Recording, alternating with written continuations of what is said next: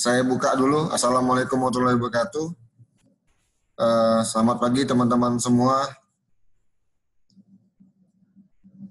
yang berbahagia. Salam buat Reta di situ kami. Salam balik ke Reta tuh Pak. Siap, oke. Jadi pagi ini agak sedikit mendadak kita kuliah. Karena memang kalau dilihat di e-learning itu materi kita tuh saya harus menunaikan kewajiban sampai 5 kali lagi Bapak Ibu sekalian. Nah, jadi ini kita lanjutkan dengan membahas tentang materi penelitian kuantitatif. Mungkin saya cerita sedikit tentang penelitian kuantitatif. Mungkin sudah juga saya ceritakan di pertemuan sebelumnya tentang penelitian kuantitatif. Jadi penelitian kuantitatif ini adalah penelitian tentang bagaimana dengan metode mengambil data dengan metode survei ataupun berupa angka analisisnya. Nah, seringkali penelitian kuantitatif ini itu dikaitkan dengan SPSS, ya, dengan SPSS ataupun dengan tool-tool statistik yang lain. Nah, di penelitian kuantitatif, kapan kita menggunakan penelitian kuantitatif itu memang tergantung dengan tujuan dari si peneliti tadi. Misalnya ingin mengetahui persepsi masyarakat tentang misalnya Universitas Bina Dharma, ingin mengetahui persepsi kualitas website ataupun sistem informasi di dinas tertentu, ingin mengetahui hubungan antara gaji, kualitas sistem dan kinerja pegawai. Nah, jadi memang ada penelitian-penelitian tertentu yang bisa diselesaikan dengan metode kuantitatif tadi. Nah, penelitian kuantitatif ini, Bapak Ibu sekalian, ya memang dia dilakukan dengan cara melakukan pembuatan kuesioner tadi, Bapak Ibu sekalian. Nah, di sini saya akan mencontohkan bagaimana juga kita bisa membangun suatu kuesioner tadi. Itu yang paling penting dalam penelitian kuantitatif. Banyak teman-teman sekalian itu tidak memahami, ya tidak. Kalau mengetahui pasti mengetahui, tapi tidak memahami bagaimana cara mengembangkan suatu penelitian suatu kuesioner tadi. Nah, sebelum itu tapi saya akan menceritakan dulu teori-teori dulu, ya kan. Yang pertama mungkin tentang ini yang ada di di metodologi penelitian bab 1 tadi. Jadi di dalam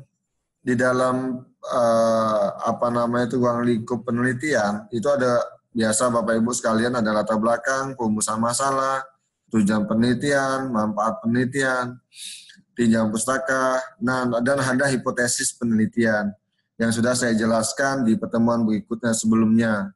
Ya, bagaimana membangun hipotesis, ya kan, bagaimana juga kita melakukan testing hipotesis nanti.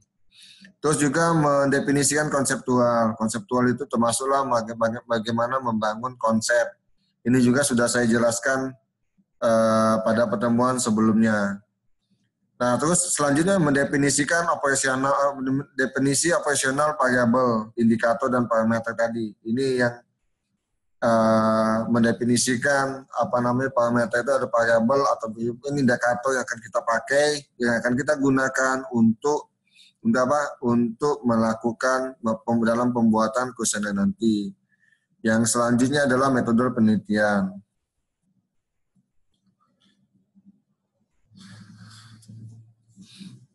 Nah, ini ada format penelitian kuantitatif ya kan, ada deskripsi, ada eksplanasi yang apa namanya yang akan kita gunakan dalam penelitian kuantitatif Bapak Ibu sekalian. Kalau ada pertanyaan mungkin langsung aja Bapak Ibu diajukan. Kalau saya mungkin bahasanya terlalu tinggi, mungkin tidak dipahami, mungkin langsung bisa jangan ditunggu-tunggu, maksud saya itu langsung ditanyakan saja. Nah, di dalam penelitian, ya kan, ini dalam apapun jenis penelitiannya, kuantitatif deskripsi maupun eksplanasi tadi, itu merupakan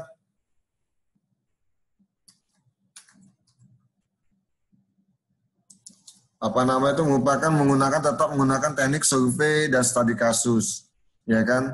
Kalau dia di eksplanasi menggunakan survei dan eksperimen.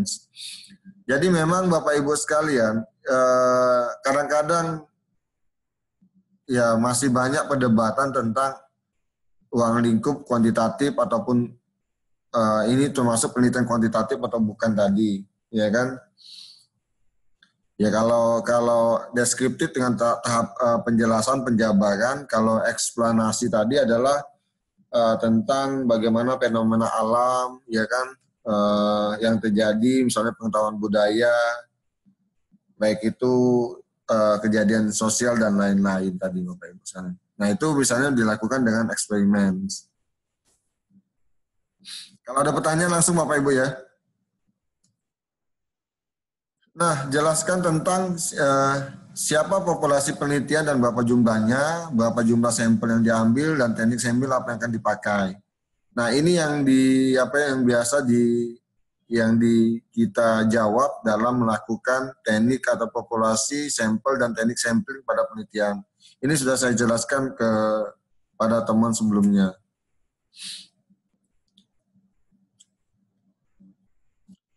Nah, kalau populasi, itu Bapak Ibu sekalian, mungkin saya ingatkan lagi, beda populasi sama sampling. Kalau populasi misalnya itu diambil semuanya. Jadi kalau ada satu kelas itu 20, kita ambil sampel, otomatis kita mengambil hanya beberapa dari jumlah mahasiswa yang ada. Cuman kalau kita mengambil semuanya, itu menggunakan teknik populasi tadi. Jadi tidak ada teknik sampling yang akan kita ambil tadi. Ini penjelasan. Nah ini biasa yang saya jelaskan sebelumnya juga ada ukuran sampel tadi. Misalnya kalau di dalam populasi yang sudah saya jelaskan pada pertemuan sebelumnya, ini ada rumusnya yaitu teori si Slopin tadi. Ini biasanya anak-anak S1 Bina Dharma menggunakan teori Slopin ini. Karena apa Pak? Karena sampelnya lebih sedikit. Nah ini yang metode-metode yang digunakan tentang pada teknik pengambilan data kemarin itu.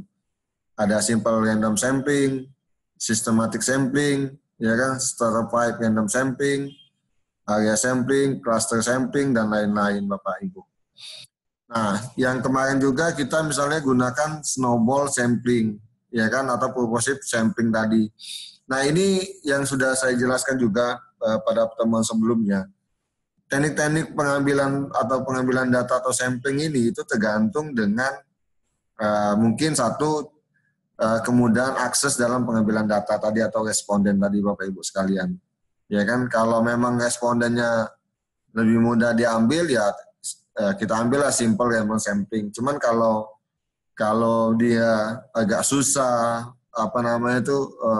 kita tidak tahu posisinya di mana, ya kan, dan tidak tahu juga siapa yang akan menjadi responden kita, mungkin kita bisa menggunakan pilihan yang sebelah kanan, judgment sampling sampai snowball sampling tadi. Itu bisa dicek Bapak Ibu sekalian di definisinya masing-masing nanti.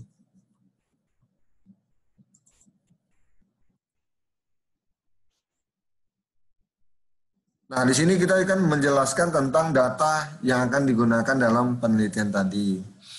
Jenis data ini bisa misalnya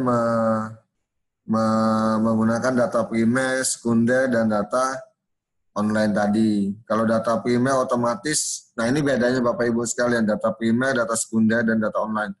Kalau data primer itu data yang langsung dari sumbernya. Kita mengadakan survei itu langsung Bapak Ibu. Interview itu juga merupakan langsung. Kalau data sekunder itu ada data, misalnya kita dapat dari data internet itu secondary data. Terus kalau data dari dokumen segala macam itu juga data sekunder juga.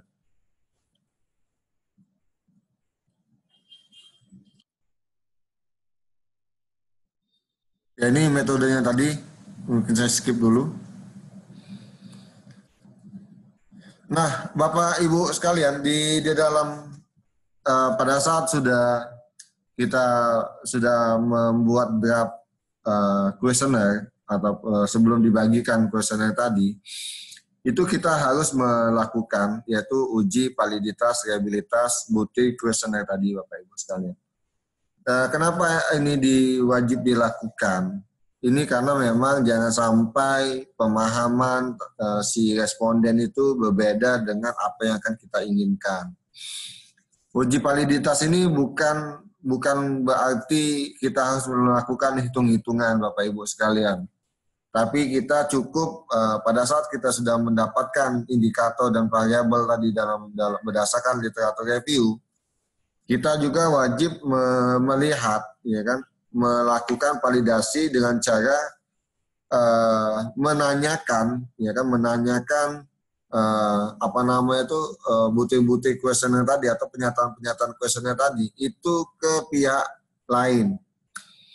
Yang pertama misalnya kita tanya sama expertnya Bapak Ibu sekalian, expert di bidangnya. Misalnya kalau kita menanyakan tentang misalnya tentang e-government misalnya, kita wajib melakukan pengecekan ataupun pernyataan kita tadi ke pihak Kominfo Sumsel misalnya Bapak Ibu sekalian.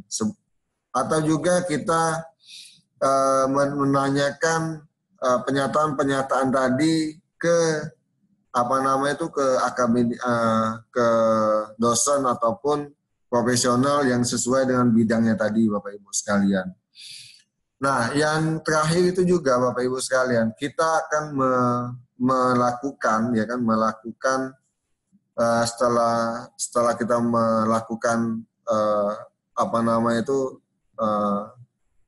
validasi tadi ke profesional, ke akademisi, terus ke pihak yang terkait. Itu gunanya untuk melakukan bahwa jangan sampai pernyataan kita tadi atau indikator-indikator yang kita pilih itu tidak sesuai dengan bidangnya atau tidak sesuai dengan dengan situasi yang ada di lapangan. Nah, terus Bapak Ibu sekalian, ya, kita juga melakukan pernyataan tadi memvalidasi atau melakukan pilot study. Pilot study itu adalah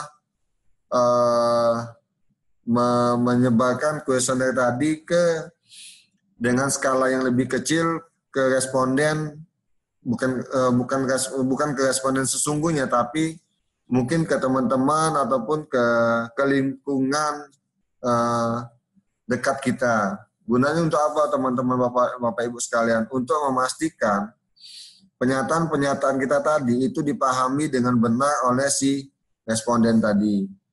Jadi misalnya gini Bapak Ibu sekalian, saya ingat betul pada saat saya membuat kuesioner pertama kali, saya itu disuruh oleh supervisor saya untuk mengirimkan kuesioner saya itu ke teman-teman saya yang non komputer, jadi yang bukan orang komputer. Jadi saya saya coba ke anak akuntansi, ekonomi, psikologi dan lain-lain, sekitar 20 responden pada saat itu. Terus saya bilang sama mereka, ada enggak bahasa yang tidak dipahami sama mereka tadi. Nah, setelah 1 minggu baru dapatlah feedback. Darius, ini enggak ada yang paham aku. Apa sih maksud ini? Apa maksud A, maksud B, maksud C? Nah, itu ya Bapak Ibu sekalian. Jadi setelah melakukan cross check tadi, kita akan mengidentifikasi, memperbaiki pernyataan-pernyataan tadi sesuai dengan mungkin menggunakan bahasa yang membumi. Yang membumi artinya yang mudah dipahami oleh masyarakat umum. Nah, setelah itu kita melakukan pilot study tadi juga. Nah, pilot study itu Bapak Ibu sekalian akan mengukur validitas dan reliabilitas ya kan dengan menggunakan statistik, tapi dengan responden yang sedikit tadi. Yang misalnya dengan 20 ataupun sampai 30 responden tadi. Nah, adapun angkanya Bapak Ibu, kalau nilainya tadi itu di bawah misalnya 0,5 ataupun 0,75 Bapak Ibu sekalian, kita ada kemungkinan menghilangkan indikator atau pernyataan-pernyataan tadi Bapak Ibu sekalian. Jadi kita hilangkan pernyataan tadi dalam kuesioner tadi. Atau juga ya kan kita bisa menanyakan kepada, karena dia itu tadi ruang lingkupnya kecil Bapak Ibu, pilot study cuma ada misalnya 20, kita menanyakan kepada si responden yang kita berikan kesempatan tadi untuk melakukan cross check kenapa angka ini kecil. Pasti mereka akan tidak mengetahui, tidak memahami apa maksud dari pernyataan tadi Bapak Ibu sekalian. Jadi dia biasanya diconteng, ya terserahlah dia ngisi apa gitu Bapak Ibu sekalian. Nah, makanya kenapa pada pertemuan sebelumnya saya itu menyarankan kepada teman-teman sekalian itu minimal Bapak Ibu, kalau minimalnya itu ada 6 indikator. Soalnya 6 indikator itu akan diturunkan menjadi 6 pernyataan di dalam kuesioner tadi. Nah, kalau sudah di dalam reliabilitas, validitas itu sudah kita kurangi menjadi 5, apalagi nanti pada saat kita melakukan analisis nanti Bapak Ibu sekalian. Jadi memang pentingnya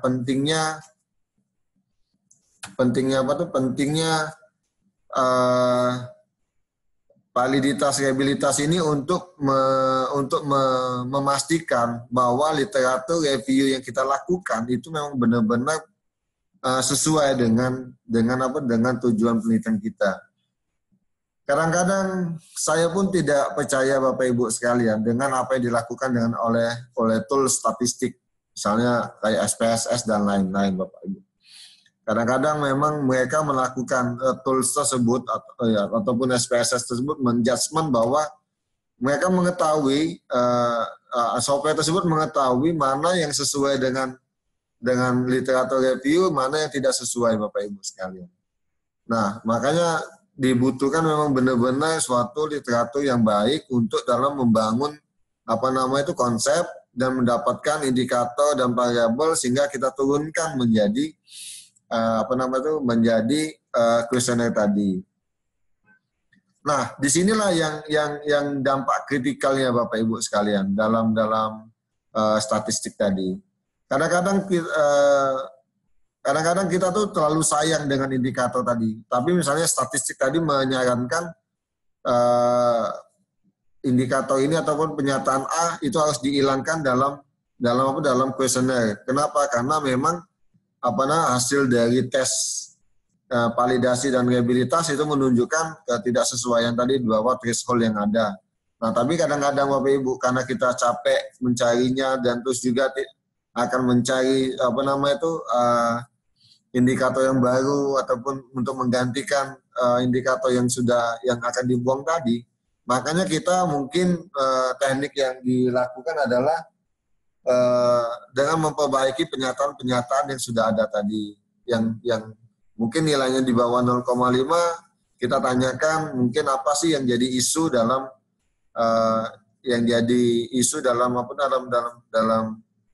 pernyataan tadi, apa mereka tidak paham maupun mereka tidak mengetahui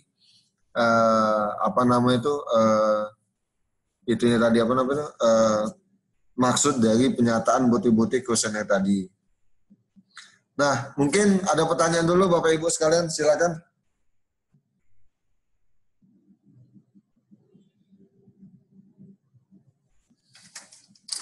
Selagi saya cari contoh kuesioner Bapak Ibu sekalian. Silakan Bapak Ibu sekalian ditanyakan.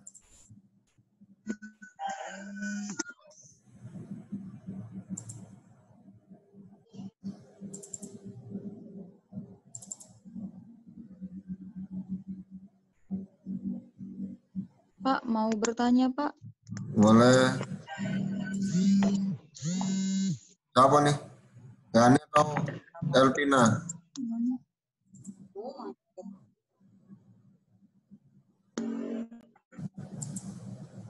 Siapa yang bertanya nih?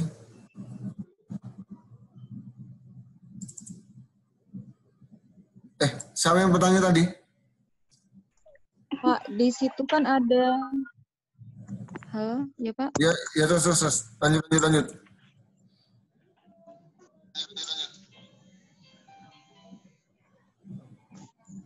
Itu kan ada uji validitas sama readibilitas, Pak ya, ada 2. Nah, untuk menentukan apa ya, dari setiap metode yang kita pakai itu gimana Pak caranya, Pak? Kemudian sampel untuk ngambil populasi yang sebanyak apa kayak itu. Umpamanya dalam satu penelitian harus ruang lingkup yang besar nih, umpamanya kapasitas dari respondennya 1.800 kayak itu. Nah, itu penentuannya gimana, Pak? Terhadap uji validitas atau readibilitasnya. Cara menentukannya, Pak. Soalnya ini kan terkait dengan responden, Pak, sama populasi. Cara ulang tadi, Elvi.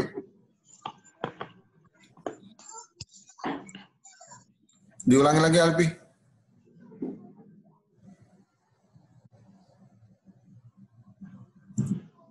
Elvi.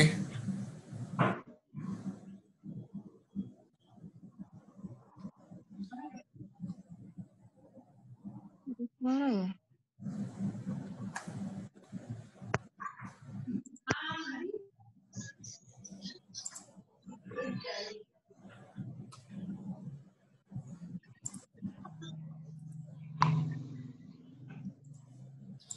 LP apa lagi tadi? Elvina. Iya, Pak. Apa tadi maksudnya tadi? Uji validitas sama readibilitas itu, Pak. Oh iya. Itu kan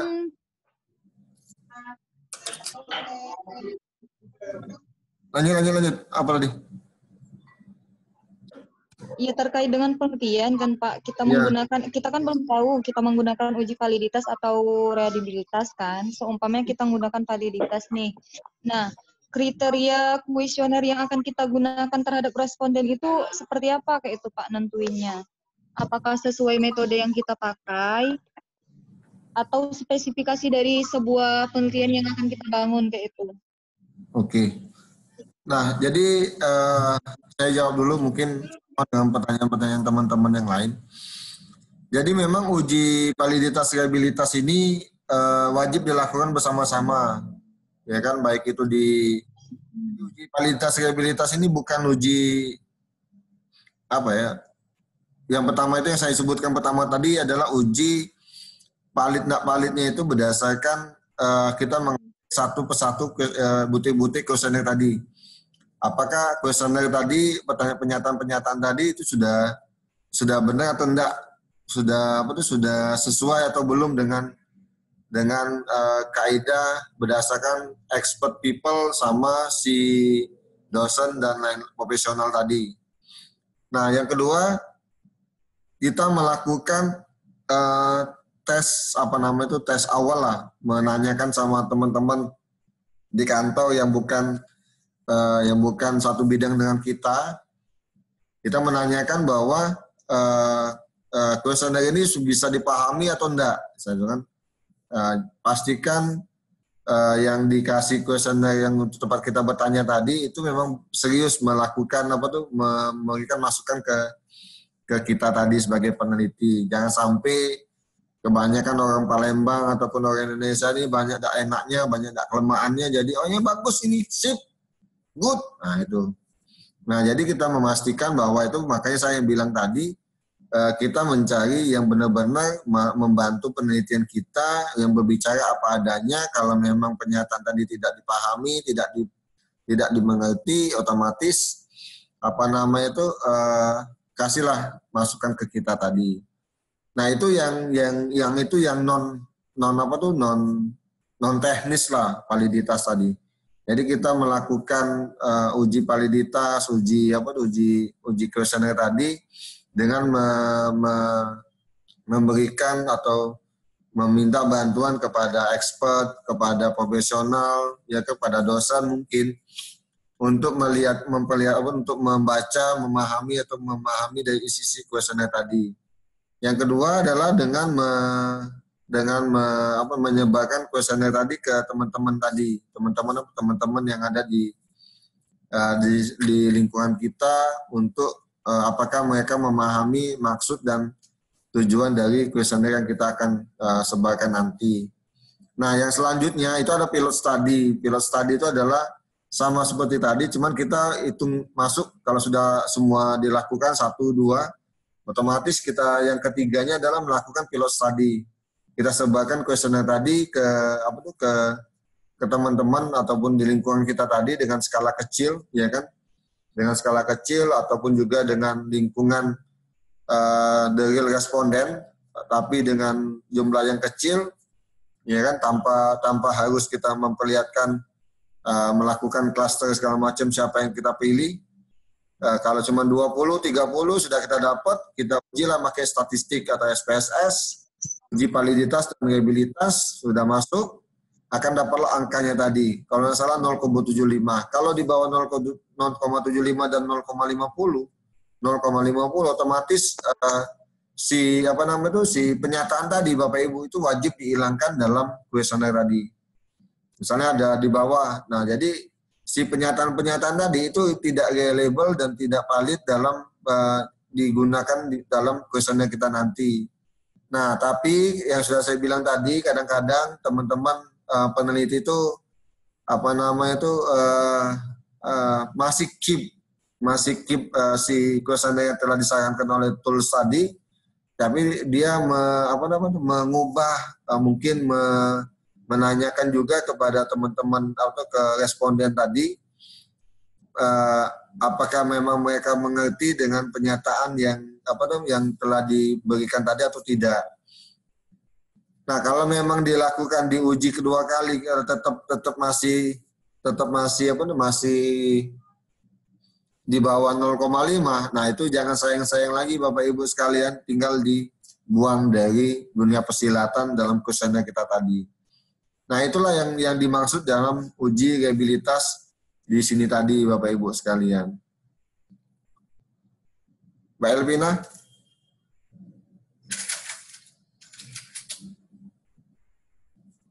Aku ini ada lampu di sini. Terang lampu aku nih. Gitu. Video. Oh, salah pula.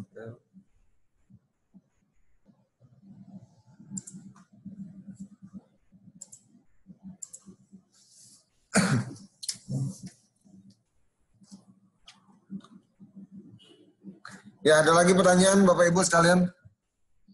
Pak Iqbal lagi nemenin istrinya, jadi jangan takut. Belum Pak, baru gabung, jadi mantau dulu. Lanjut Pak. Siap. Ada lagi pertanyaan Bapak Ibu sekalian? Masih hitam juga kayak aku. Biasanya kalau sudah ada lampu 45 watt, kali 2 mungkin agak putih nih. Ya, silakan Bapak Ibu, ada pertanyaan lagi? Kalau tidak ada, saya coba masuk ke dalam studi kasus. Ya. Langsung studi kasus ya.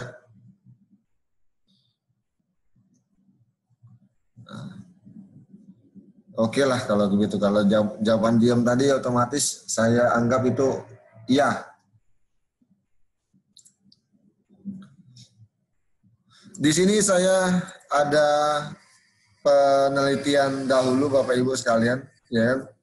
Yang saya anggap tentang penelitian apa nama itu transparansi sama trust di sini Bapak Ibu yang saya gunakan penelitian zaman dulu 2017. Ya kan? Ini ada transparansi sama trust. Nah, Bapak Ibu sekalian, ya mungkin yang jadi pertanyaan teman-teman sekalian, ya kan? Bagaimana sih cara membuat pernyataan-pernyataan 1, 2, sampai 9 ini Bapak Ibu sekalian? Ya. Ya kan?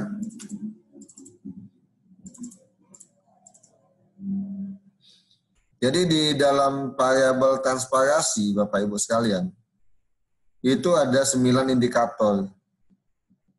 Ya kan? Nah, jadi berdasarkan literatur review, saya dapat konsepnya, terus saya dapat apa namanya itu dari indikator saya ubah menjadi pernyataan-pernyataan ini.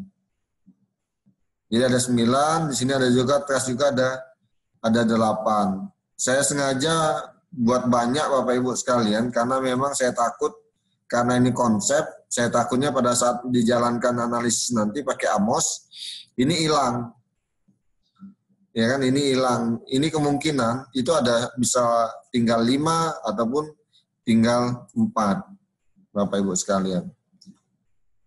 Ada pertanyaan dulu sebelum saya lanjut dulu.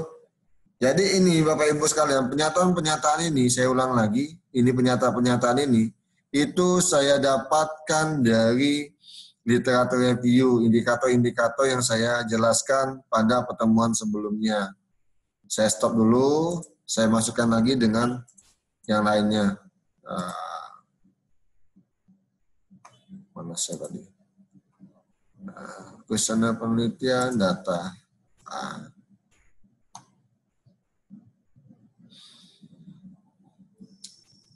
Nah, ini Bapak Ibu sekalian, ya kan?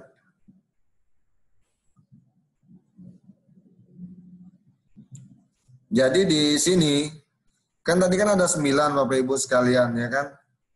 Ada 9, itu sumbernya dari mana sih? Nah, kebanyakan yang saya ambil tadi adalah, saya ambil dari penelitian Batnagar 2003, dan juga dari Peraturan Kementerian Dalam Negeri nomor 13. Jadi dapatlah 9 tadi Bapak Ibu sekalian. Tapi 9 ini, ya kan, itu berdasarkan indikator-indikator tadi. Ini kemungkinan Bapak Ibu sekalian, website misalnya ini contoh, website Kota Palembang mempublikasikan pemantauan tindakan pemerintah dan pengeluaran, ya kan? Dan juga website Kota Palembang menyediakan informasi peraturan tentang pemerintahan. Ini transparansi. Jadi dia menyediakan apa di sini Bapak Ibu sekalian? Menyediakan informasi peraturan pemerintahan di sini. Kalau kita ingin otomatis kan si Banagar ini tadi kan tidak bahas tentang website Kota Palembang. Dia pasti ngomongnya seperti ini, nah Bapak Ibu. Ya kan? Jadi website yang bagus itu, website yang transparan itu adalah misalnya menyediakan informasi peraturan tentang pemerintah menurut si A tadi. Nah, berhubung kita melakukan penelitian di website Kota Palembang, otomatis kita tambahkan.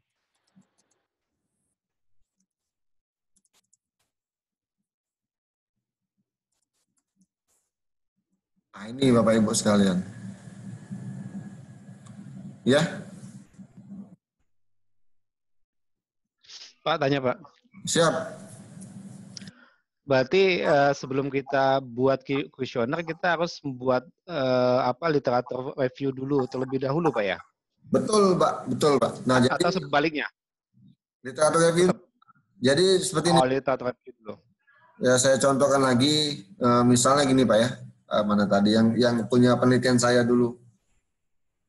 Mana?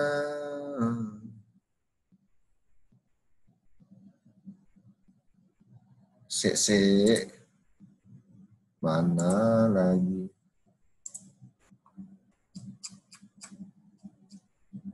Nah ini.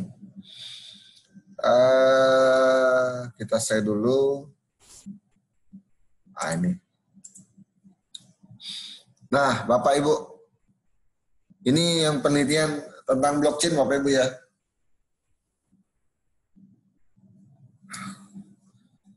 Sudah minum kopi, masih capek.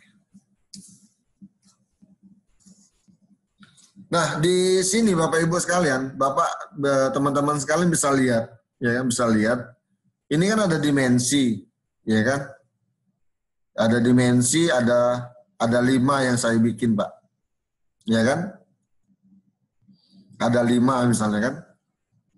Kemampuan blockchain untuk e-government. Mungkin saya menganggapnya ini bisa jadi variabel, bisa dimensi. Tapi saya bilang ini di atas, di bawah variabel ada dimensi. Ini ada dimensi. Ada 5 dimensi Bapak Ibu sekalian. Ya kan? Nah, di dalam 5 dimensi ini ada 5 lagi penyataan. Ya kan? Misalnya dalam indikator tadi ada jangkauan aplikasi pemerintah digunakan, kemampuan aplikasi government untuk berbagi sumber daya dan data dalam jaringan pemerintahan. Nah ini Bapak Ibu sekalian, ini bisa kita breakdown, misalnya kan, jangan yang inilah mungkin. Nah ini yang nomor 3 aja Pak. Misalnya digital verification, ya kan, data pribadi terpusat, kontrol atas data pribadi, akun terverifikasi, autentifikasi akun tadi Bapak Ibu sekalian. Nah ini kalau dilihat Bapak Ibu sekalian, ini bisa dijadikan, kan kita kan dapatkan seperti ini tadi Bapak Ibu sekalian. Nah kita menjadikan indikator-indikator ini tadi itu menjadi suatu penyataan dalam kuesioner. Ya kan, misalnya kalau kita pengen tadi tergantung dengan apa namanya itu tujuan penelitian kita tadi. Jadi kuesioner tadi apa tuh penyataan-penyataan tadi kita bisa arahkan ke arah tujuan tadi. Misalnya sistem e-government di Kota Palembang memiliki data pribadi yang terpusat. Nah, setuju, tidak setuju, sangat setuju, bla bla bla kayak gitu, Pak. Ya kan? Ya kan? Yang kedua, misalnya pernyataan kedua, e-government Kota Palembang, ya kan, menyediakan kontrol dan atas data pribadi setiap penduduk atau setiap masyarakat. Sangat setuju, tidak, dan lain-lain. Ya kan itu Pak. Terus juga data yang disediakan oleh e-government Kota Palembang itu telah dilakukan verifikasi. Ketiga Bapak Ibu sekalian. Yang keempat, misalnya e-government Kota Palembang telah mengautentifikasi akun-akun yang ada pada e-government Kota Palembang tadi. Nah, jadi itu adalah contoh kecil Bapak Ibu dalam pembuatan pernyataan-pernyataan berdasarkan si indikator yang kita dapatkan dari literatur review tadi. Atau nomor 4 Bapak Ibu sekalian, ya kan, dimensinya simple. Yang pertama itu waktu layanan yang singkat, administrasi yang mudah, tingkat kesalahan yang sedikit. Itu ada 3 Bapak Ibu sekalian. Jadi otomatis kalau kita bikin pertanyaan, kalau kita mengevaluasi e-government e-government Kota Palembang tadi sudah menggunakan blockchain atau belum, ya kan? Kesiapannya atau gimana?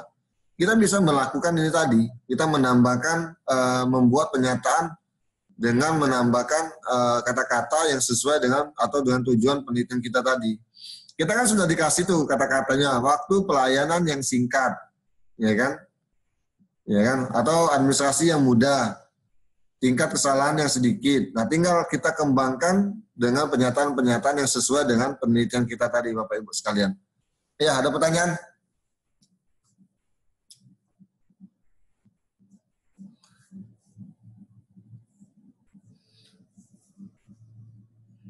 Artinya gini Pak ya, dari setiap dimensi, Ya, satu dimensi itu bisa menjadi beberapa pernyataan. bisa. Jadi nanti dibikinnya seperti ini tadi. Saya stop share dulu ya. Yang saya share pernyataan tadi. Questionnaire. Jadi ini bisa jadi dimensi Mbak Yani. Yang pernyataan-pernyataan 1, 2, Iya, Pak. tadi itu tadi yang misalnya sini simple tadi kan administrasi yang itu simple loh. Misalnya simple ini. Tadi kan dia ngomong kan administrasi mudah ya, benar? Katanya tadi mana? Janjimu. Waktu pelayanan yang singkat, misalnya kan? Pelayanan yang singkat. Kan ini ada waktu pelayanan yang singkat. Nah, kalau seperti ini kan bisa juga Bapak Ibu sekalian. Pada saat kita memverifikasi, melakukan validasi dan reliability ke yang saya sebutkan tadi, otomatis ya waktu pelayanan apa yang singkat ini tadi. Ya kan? Iya. Nah, jadi otomatis kita akan memberikan misalnya gini, misalnya pelayanan apa ini, contoh e-government lah, kalau e-government luas sih sebenarnya. Pada kota Palembang, ya kan,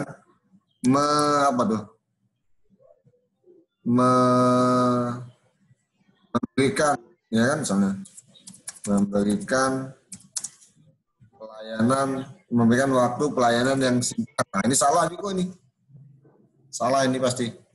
Memberikan waktu pelayanan singkat. Waktu ini dibatasi. Arti pelayanan yang singkat sini, waktu pelayanan singkatnya adalah lebih efektif. Ya kan? Tidak bertele-tele. Nah, gitu Bapak sekalian. Begitu Mbak Yani? Ya, Pak. Saya bukannya kalau seperti itu bukannya malah jadi pernyataan itu jadi bersifatnya ambigu jadi Pak. Jadi nggak jelas gitu Pak. Dan salah nih Pak. Ini salah Pak. Sehingga kan misalnya kayak itu membuat malah yang memberikan jawaban di kuesioner itu jadi bingung sendiri nanti untuk menjawabnya bukan Pak? Iya, jadi kalau ini kan tadi waktu pelayanan singkat, jangan memberikan apa lah Pak, bagusnya di sini tadi. Menyediakan memerlukan waktu yang singkat. Bisa juga memerlukan waktu pelayanan yang singkat. Tapi maksud saya gini Pak, sebelum kita juga membuat pernyataan ini juga websitenya e-government pemerintah Kota Palembang itu juga harus kita analisa terlebih dahulu juga kan Pak. Apakah sudah sesuai atau tidaknya dengan yang pernyataan yang akan kita bikin atau seperti itu, atau tidak perlu kita analisa. Betul Pak, betul sekali Pak. Jadi makanya tadi seharusnya sebelum kita melakukan penelitian tadi kita wajib melakukan expert dulu, sowan dulu ke punya gawi yang punya barang tadi Pak. Jadi saya tuh ingat betul pernyataan zaman tahun 2010 dulu Pak, pada saat saya baca Green IT, ingat betul saya Pak, Green IT di Indonesia. Saya menuliskan kata-kata IoT di situ Pak. IoT itu baru zaman ini di Indonesia itu 2018 mulai bergerak. Tapi pada zaman dulu IoT itu misalnya RFID itu sudah ada duluan Pak. Saya tahu di tahun 2010. Sama supervisor saya langsung dicoret dari katanya. Emang di Indonesia ada RFID. Emang di Indonesia sudah IoT. Belum Prof. Jadi buat apa kau tanya ke? Oh yes. Iya kan? Jadi ambigu tadi itu menjadi otomatis kita tuh sowan ke expert, sowan ke profesional untuk memastikan, itu tadi salah satu dari Bapak Iqbal tadi, memastikan bahwa apa yang sudah kita buat tadi kita sesuaikan dengan tangan. Kadang-kadang yang Yang apa tuh yang di literatur kan kadang-kadang lebih tinggi tuh dengan yang di lapangan. Ya kan itu Pak. Pak, bisa nggak sih Pak, kadang pernyataan-pernyataan yang kita bikin itu hasil dari misalnya obrolan atau misalnya hasil dari pertemuan kita dengan pihak pembuat dalam arti kata e-government-nya itu nanti ada pernyataan-pernyataan titipan dari mereka. Misalnya mereka pengen tahu apakah memang benar seberapa seringkah misalnya seperti itu masyarakat membuka e-government-nya pemerintah kota misalnya seperti itu. Minta tolong deh saya itu apa tuh diwakilkan pernyataan seperti ini misalnya seperti itu Pak. Ada nggak sih Pak bisa seperti itu Pak? Boleh nggak? Kalau pernyataan titipan seperti itu ada dua Pak, ya kan? Ada dua yang bisa saya kasih Pak. Yang pertama, kalau memang ada titipan seperti itu, otomatis kita wajib, misalnya berapa banyak sih orang mengunjungi website kita, misalnya gitu Pak ya. Nah otomatis betul, ya, Pak. Kita tidak bisa meletakkan questionnaire tadi berdasarkan Dinas Kominfo, tidak bisa Pak. Otomatis kita wajib mencari literatur yang sesuai dengan pernyataan tadi Pak. Itu yang pertama, ya kan.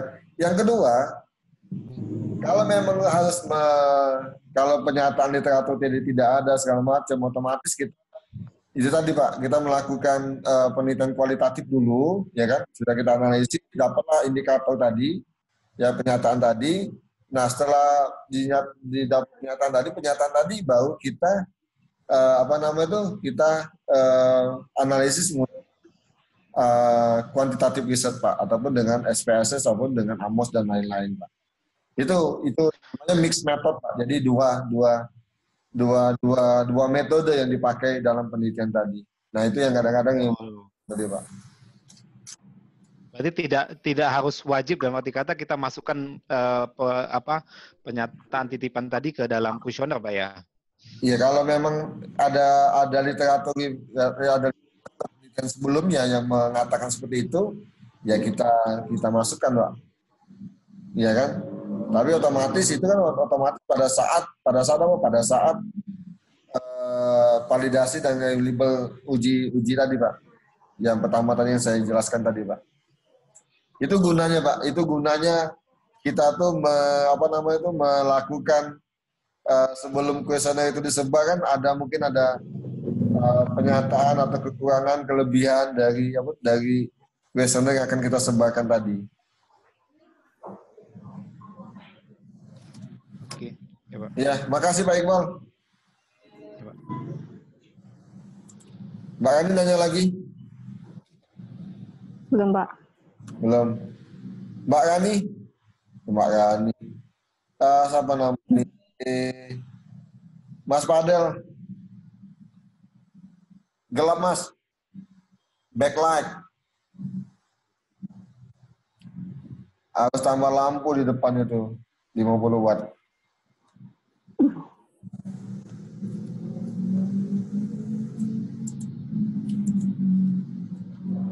Ada sampai di sini dulu mungkin sudah paham atau belum Bapak Ibu tentang metode terus bagaimana cara kita Pak, mau tanya Pak. Ya, siapa? Fadel Pak. Oh, siap. Lanjut Mas. Pak, untuk literatur review itu apakah kita harus mencari jurnal yang saling mendukung dalam istilahnya itu saling support gitu Pak pernyataannya, atau kita bisa saja mereview jurnal yang saling menegasikan Pak? Jadi ada pertanyaan misal indikator A yang jurnal satu bilangnya tidak cocok, yang di jurnal satu bilangnya cocok gitu Pak. Apakah itu bisa dimasukkan atau harus sama-sama saling mendukung atau sama-sama saling menegasikan? Ya. Terima kasih Mas Padel. Bapak Ibu sekalian, jadi kalau kita sudah menggunakan, ini saya dicatat, tolong diingat Mas Bapak Ibu sekalian, kita itu kalau kita sudah menggunakan, misalnya menggunakan teori yang sudah baku, otomatis pernyataan-pernyataan ini itu sudah ada, Pak, sudah disediakan oleh si teori tadi. Ya kan? Ingat ya, sudah disediakan oleh si teori tadi. Kita tinggal menggunakan saja. Ya kan? Kecuali kalau kita ingin menambahkan dimensi maupun variabel maupun indikator dalam teori tadi. Nah, yang saya maksud ini adalah melakukan pengembangan atau pembuatan model sendiri ataupun konsep sendiri. Jadi kita wajib melakukan uji validitas dan reliabilitas sebelum melakukan kuesioner tadi ke lapangan tadi. Nah, itu yang pertama, Mas. Yang kedua, apa tadi pertanyaannya, Mas Fadal? Kok lupa ya? Ini Pak, untuk literatur review Pak, apakah kita cari jurnal yang saling mendukung atau ada jurnal yang saling mendekasikan bisa kita masukkan Pak? Oh iya, jadi kita wajib melakukan mencari jurnal yang saling mendukung dengan penelitian kita, Pak. Jadi yang kita lakukan ini adalah hasil hipotesis tadi, Pak, yang mendukung dengan penelitian tadi. Dan tapi yang bertolak belakang dengan penelitian kita itu di-keep dulu, Mas. Di-keep, disimpan. Siapa tahu hasil analisis tadi, ya kan? Hasil analisis dari 9 tadi, misalnya gini, Pak. Ini kan hasil hipotesis kita, Bapak Ibu sekalian, ya kan? Ini kan hasil literatur review kita.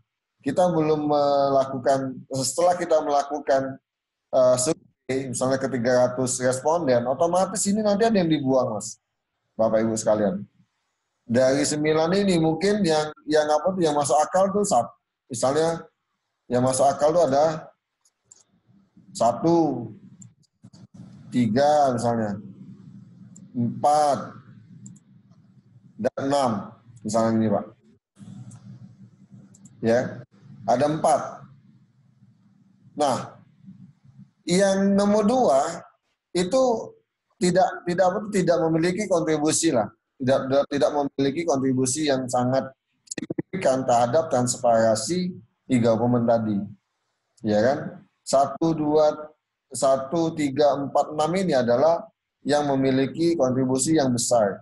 Pak, apakah yang tadi tidak memiliki kontribusi tapi dia tidak signifikan secara statistik tadi, secara perhitungan kita tadi, Bapak Ibu sekalian. Tapi kalau berdasarkan hipotesis dan literatur itu, ini otomatis telah sesuai tadi, Bapak Ibu sekalian. Nah, jadi pada hasil penelitian kita, Bapak Ibu, nanti itu disebutkan, ya kan, untuk meningkatkan e-government yang transparan, pemerintah wajib 1, mempublikasikan pemantauan tindakan pemerintah dan pengeluaran. 2, menyediakan informasi yang dalam peningkatan memastikan aturan yang transparan. 3, menyediakan informasi seperti KTP, KK, dan lain-lain. 4, memberikan informasi tentang keputusan pengelolaan daerah. Nah, itu Pak hasil dari penelitian kita tadi, Pak. Misalnya itu salah satu, Pak. Nah, jadi pada saat kita menjustifikasi literatur tadi kita wajibkan. Oh, penelitian ini sesuai dengan penelitian Iqbal 2020 yang mengatakan bahwa website kota, misalnya Kota Bumi, itu memberikan informasi tentang keputusan pengelolaan daerah dalam meningkatkan transparansi e-government di Kota Bumi. Begitu Bapak Ibu sekalian. Ada pertanyaan lagi Bapak Ibu sekalian?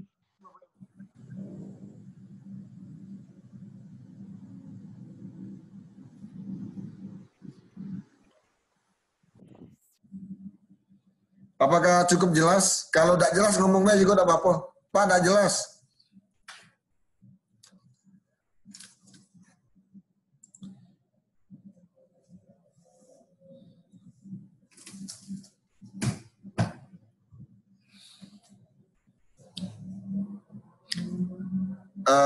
Mas Fadel, jelas Mas Fadel? Jelas Pak. Pak, nanya Pak. Terima kasih Pak. Siapa nanya nih? Arpa ya, silakan Mbak Arpa. Kalau dengan penelitian kualitatif itu Pak, yang tidak pakai kuesioner itu Pak. Nah, oke, sudah ini kita bahas kualitatif. Ya Pak. Oke ya. Mungkin ada pertanyaan dulu Bapak Ibu sekalian sebelum saya lanjut ke penelitian kualitatif.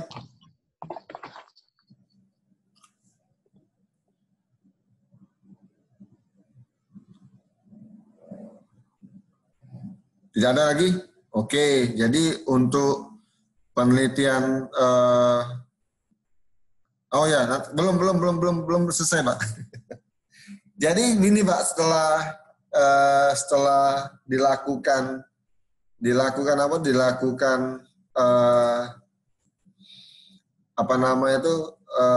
kuesioner tadi sudah bagus, enak, ya kan?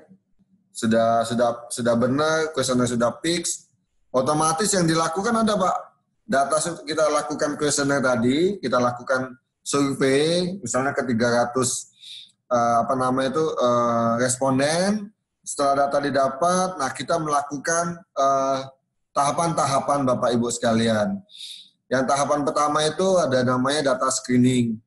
Ya seperti di data mining juga ada data screening, di SPSS juga ada data screening juga Bapak Ibu sekalian. Data screening itu misalnya untuk mengecek data-data tadi,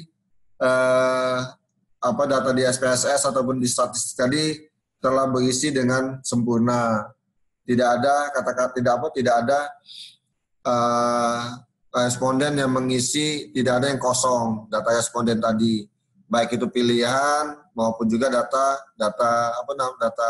profilnya tadi. Yang kedua adalah tentang outlier tadi Bapak Ibu sekalian. Outlier itu biasanya bercerita tentang data yang kalau istilah Palembang itu nyemelo.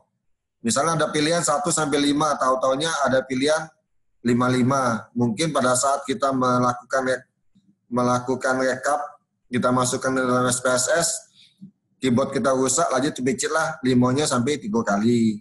Atau juga datanya tadi tidak sesuai dengan angka yang kita masukkan itu tidak sesuai dengan pilihan ataupun kriteria yang telah kita tetapkan tadi. Nah, outlier ini juga bisa juga berarti misalnya gini Pak, dalam 300 responden itu misalnya ada 2 ataupun 3 si responden yang jawab 1 ataupun pilihan nomor 2. Sedangkan yang lainnya kebanyakan itu mayoritas adalah menjawab sangat setuju, ataupun netral, misalnya Bapak Ibu sekalian. Tapi ada sedikit, ada 1 atau 5 responden menjawab pilihan 1, sangat tidak setuju misalnya. Nah ini juga dikatakan outlier juga dalam penelitian. Nah Bapak Ibu sekalian, bagaimana cara pendidaknya? Nah itu biasanya dilakukan dengan cara melakukan pembuangan atau menghapus jumlah responden tadi dari tahap analisis selanjutnya. Jadi kalau kita sini ada enggak?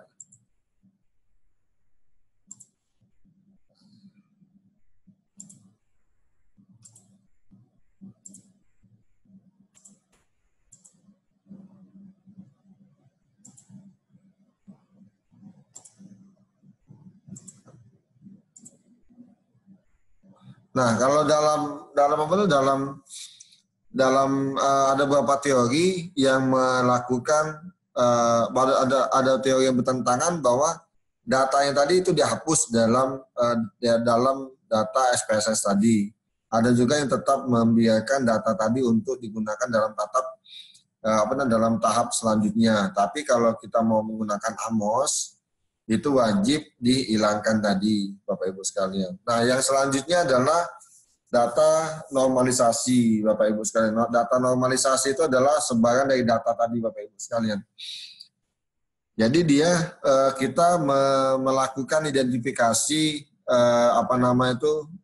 normalitas data ataupun distribusi jawaban-jawaban dari responden tadi. Kita memastikan, Bapak Ibu sekalian, bahwa jawaban dari responden itu terdistribusi dengan baik. Nah, makanya Bapak Ibu sekalian, kadang-kadang kalau kita pernah kemana tuh, kalau kita minta tolong sama teman-teman untuk ngisi questionnaire misalnya, mereka tuh selalu nggak enakan, makanya diisinya 5 semua, 4 semua, atau 3 semua. Nah, ini yang bikin celaka penelitian kita Bapak Ibu sekalian. Ini yang bikin celaka. Karena data tersebut akan tidak normal. Distribusi datanya tidak akan normal Bapak Ibu sekalian. Jadi kita harus membutuhkan responden itu yang benar-benar ngisi itu dengan sepenuh hati. Nah, bagaimana Bapak Ibu sekalian untuk memastikan ataupun menyuruh si responden ini melakukan dengan sepenuh hati? Banyak tip and tricksnya. Salah satunya adalah mengasih souvenir Bapak Ibu sekalian. Kalau sudah kuesioner tadi diisi dengan baik, kita kasihlah dia pena, pensil, coklat, permen, segala macam Bapak Ibu sekalian. Itu ada teorinya Bapak Ibu sekalian. Yang kedua biasanya kita lakukan undian berhadiah. Saya ingat betul teman saya dulu di Melbourne dulu melakukan kuesioner ke teman-teman di Malaysia. Karena dia malas ke Malaysia, jadi dia dari Melbourne terus via online dia sebarkan ke teman-temannya, ke masyarakat umum. Dia akan memberikan 3 buah iPad pada zaman itu Pak. 3 buah iPad, 3 buah kepada responden yang terbaik dalam mengisi kuesioner tadi. Zaman dulu iPad masih, kalau harga di Melbourne lebih murah daripada harga di Indonesia. Jadi antusias si responden itu lebih meningkat Pak dalam mengisi data tadi. Dia benar-benar dipikirkan bagaimana mengisi tadi. Karena memang di kami dulu ada dananya untuk pengambilan data. Kalau iPad dulu mungkin 5 juta kali 3, ya paling-paling 15 sampai 20 juta sekalian. Ya itu dulu. Nah, jadi daripada dia pulang balik ke Malaysia, ongkosnya double segala macam, jadi dia mengadakan sayembara untuk dalam pengisian tadi. Jangankan anak Malaysia yang ngisi, uang Indonesia aku pun ikut-ikut juga ngisi. Ikut tadi itu. Pak, ya. Untuk mengantisipasi yang seperti itu bagaimana Pak? Misalnya saya termasuk yang mungkin pernah lah ya, saya bilang pernah bukan sering, yang kalau dulu waktu kuliah di Jogja mendapatkan kuesioner teman-teman banyak yang minta tolong untuk mengisi kuesioner. Tapi gini Pak, pertama waktunya mungkin yang mereka pengennya cepat. Kemudian ditungguin gitu Pak. Nah jadinya kita juga akhirnya mengisinya ya tanpa mungkin membaca sekali lewat, ya sudah pokoknya setuju aja kayak gitu, atau bagus gitu aja. Tanpa kita memeriksa dengan teliti apa sih yang sebenarnya yang dipertanyakan, kemudian apakah kita harus cross check lagi kemudian dengan yang itu tadi. Nah kalau misalnya datanya sudah dapatnya seperti itu Pak, misalnya udah bagus semua, misalnya ini kita kasih ke teman misalnya kayak gitu Pak. Teman karena ya tadi seperti Bapak tadi bilang tidak ada perasaan tidak enak kayak gitu. Ayo sudah isi aja bagus-bagus semua kayak gitu. Itu apakah harus diulang lagi atau bagaimana Pak? Nah itu jadi isu bagi statistik tuh Pak. Jadi memang kalau sudah datanya tadi Bapak Ibu sekalian, saya itu sudah mengalami data tadi distribusinya lumayan tidak normal Bapak Ibu sekalian. Jadi solusinya itu ada banyak, tapi salah satunya itu adalah kita mengambil responden lagi Pak. Diperbanyak mungkin gitu Pak ya? Apa? Diperbanyak respondennya atau diperluas kayak gitu Pak ya? Iya, diperbanyak lagi respondennya. Kalau sudah dapat 250 mungkin kita tambah 100 lagi Pak. Supaya untuk meningkatkan distribusinya tadi Pak. Tapi kan itu kan memerlukan waktu lagi Pak. Ngambil data 100 itu, auzubillah min zalik Pak. Kalau memang ada data mahasiswa ya cepet lah kita ambil datanya. Cuman kalau data perusahaan Bapak Ibu sekalian, Saya itu 3 bulan di Jakarta. Auzubillah min dzalik, karena susah nyampe data di Jakarta. Di perusahaan-perusahaan Jakarta itu sangat susah ambilnya, Pak. Dari gedung-gedung, tower-tower tinggi pun susah saya dapat datanya tadi. Padahal, ya pertama penampilan sangat nomor 1, Bapak Ibu sekalian. Saya itu karena dulu kan nggak segemuk sekarang, Pak. Badan saya dulu waktu kuliah S3 kurus, sangat-sangat kurus, Pak. Jadi pada saat masuk masuk gedung itu nggak diterima sama sekali sama Sapam. Karena nggak diterima apa? Karena memang kayak gembel, ya kan? Nah jadi sudah hari pertama, kedua, ketiga nggak bisa masuk, otomatis saya memutuskan untuk mempercantik diri lah. Jadi saya di atas itu saya bawa jaket jas, ya, terus baju bagus, jangan lupa tisu basah, terus minyak wangi, sama Bapak Ibu. Jadi sebelum saya datang ke dalam gedung, yang saya tanya pertama kali musola di mana. Jadi sudah ganteng, cakep, saya mau tanya Bapak, Ibu, sama-sama saya mau ke sini. Itu dipersilakan masuk Bapak Ibu sekalian. Kalau enggak itu enggak bisa masuk sama sekali. Ada sih yang bisa masuk, cuman kalau orang Indonesia itu dijinggoknya ini dari pojok ke bawah. Itu yang kedua, sudah masuk ke dalam gedung, sudah kita ketemu sama sama perusahaan tadi. Itu pun masih ditolak. Saya ingat betul itu perusahaan yang saya pakai sekarang ini Dell. Enggak mau sama sekali mengisi kuesioner saya. Alasannya sibuk. Tidak ada waktu segala macam gitu. Saya bilang, Mbak, Ibu, Bapak bisa saya kasih waktu 1 minggu. Wah, 1 minggu ke depan juga kita sibuk, Mas. Ya udahlah, minggu depannya lagi saya kasih juga enggak apa-apa. Yang penting saya bisa dapat. Wah, kayaknya enggak bisa, Mas. Itu yang terjadi yang sama saya. Oke, kadang-kadang saya ingat betul Lintas Harta. Lintas Harta tuh baik orangnya. Oke, Mas, saya terima bla bla bla bla. Minggu depan ya saya kasih lagi ke sini. Oke. Minggu depan saya balik lagi ke sana. Alhamdulillah belum selesai. 2 minggu lagi balik. Sampai akhirnya saya balik ke Palembang. Terus saya balik lagi ke Melbourne, baru itu bisa dapat datanya tadi itu. Alhamdulillah 2 minggu di Jakarta, 2 minggu atau 3 minggu di Jakarta, langsung kena tipes. Sakit dalam pengambilan data tadi. Tapi memang begitulah Bapak Ibu sekalian. Prosesnya itu enggak terlalu, kata orang itu penelitian kuantitatif itu mudah. Ya, tergantung siapa penelitinya tadi. Kan penelitian ini sudah saya bilang itu pertama kali yang tahu itu cuma Tuhan sama si peneliti. Ya kan, Mbak Isti mau isi sendiri datanya enggak ada yang tahu. Atau Mbak Isti ngumpulin orang 10, terus isi kuesionernya sama-sama di ruangan tertutup, ya enggak ada yang tahu juga. Ya kan, yang tahu itu cuma si Tuhan sama Mbak Isti yang tahu penelitian tadi, kuesioner tadi diisi dengan benar atau enggak tadi. Nah, itulah yang terjadi di dalam penelitian kuantitatif Bapak Ibu sekalian. Nah, setelah normalitas data, kita bisa melakukan uji linearitas, terus kita uji validitas, uji common method bias untuk mengukur kebiasaan dari data tadi, reliabilitas juga kita isi. Nah, setelah data itu sudah fix Bapak Ibu sekalian, data itu sudah benar-benar bagus, sudah dilakukan data screening. Nah, barulah kita, kalau penelitian saya itu baru datang kita ke teknik analisis Bapak Ibu. Saya tidak memakai korelasi, regresi, UJT dan segala macam, tapi saya langsung masuk ke multivariate analisis.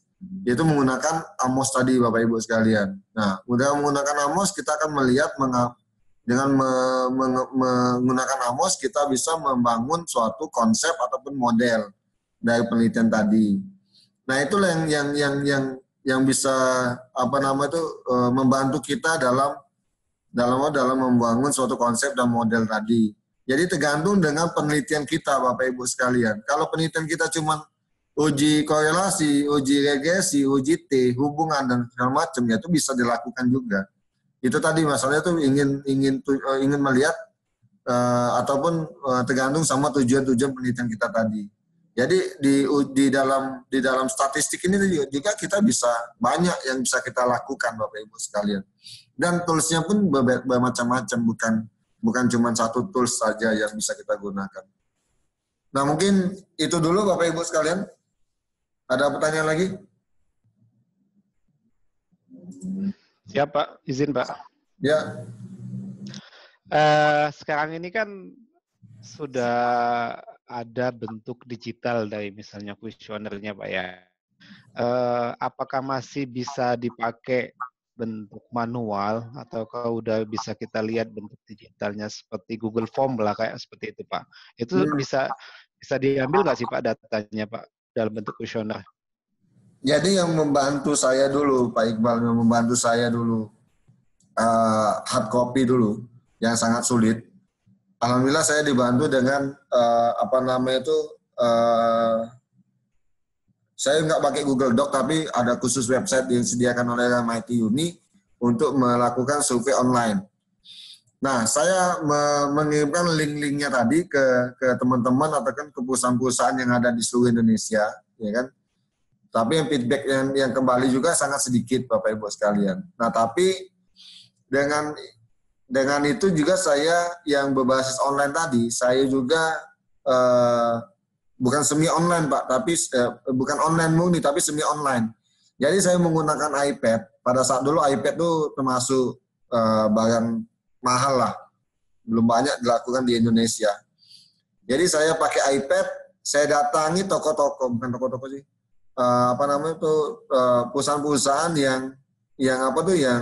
yang kelas menengah ke bawah, yang tidak terlalu besar di Jakarta situ.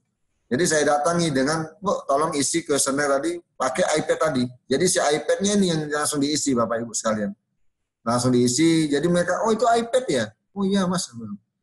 Boleh minjem, boleh. Nah, langsunglah dia ngisi kuesioner di situ tadi. Jadi kayak semi online lah yang saya bisa lakukan tadi. Nah itu juga cukup signifikan dan untuk mendapatkan data tadi. Kalau cuma mengharapkan hard copy atau survei ke lapangan, insya Allah sangat susah sekali untuk mendapatkan data tadi. Terima kasih Pak Iqbal.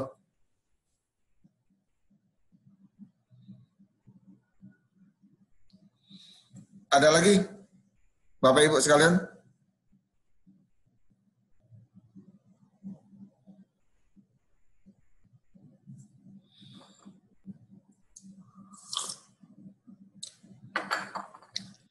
Nanya Nanda.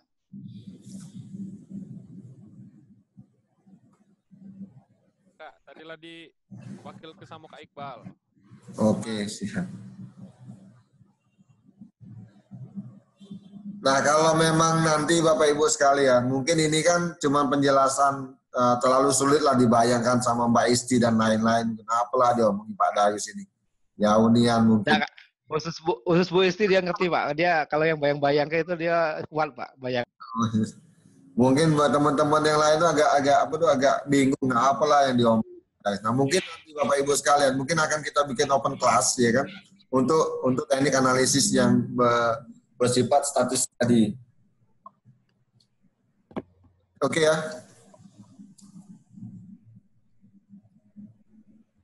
Oke Bapak Ibu sekalian, tidak ada pertanyaan lagi?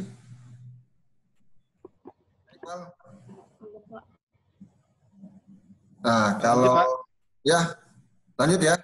Siap. Lanjut. Nah, saya tutup dulu yang ini, saya mau recording yang lain dulu Pak. Nanti sudah kita kualitatif.